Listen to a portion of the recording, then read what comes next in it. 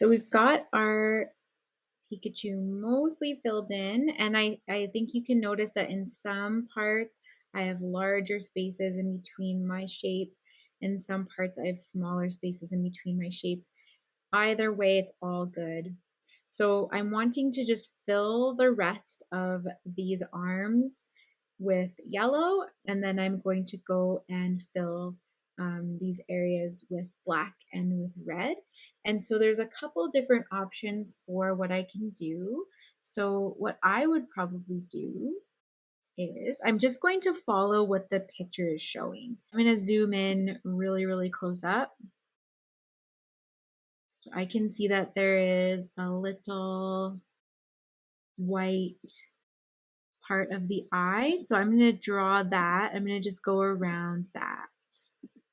And I'm going to keep doing the same method that I've been doing this whole time. So, but this one's going to be black. And then maybe I'll do like a dark gray outline. And then here. So when you're doing the smaller detailed areas, it is a good idea to just zoom in. It helps out a lot. You get to decide how you do these shapes and how much space is between the shapes as well.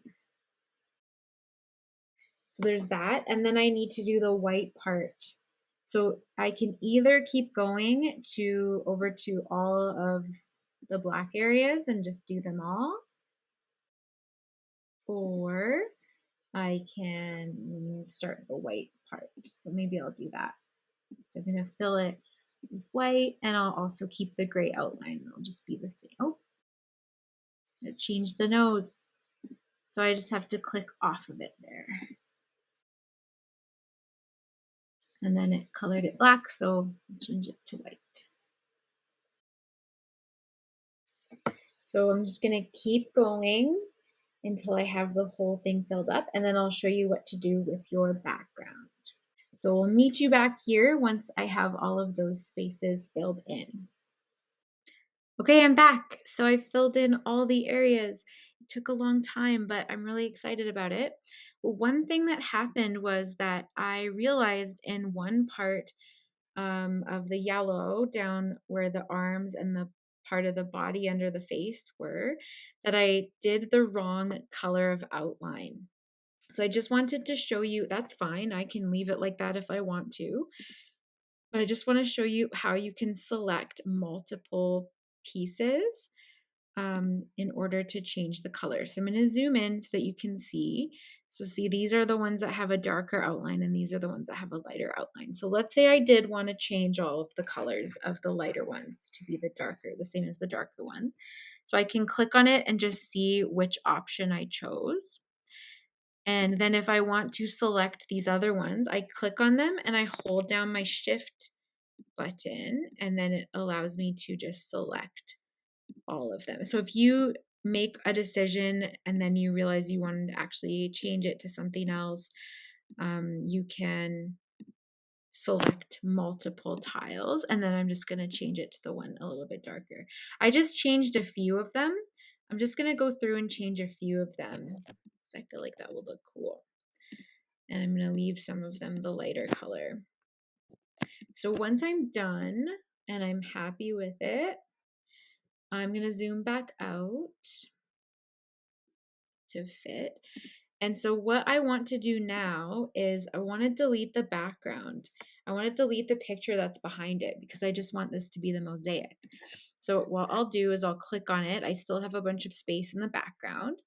So I'm going to click on it, and then I'm just going to delete it. And then now I have no background there.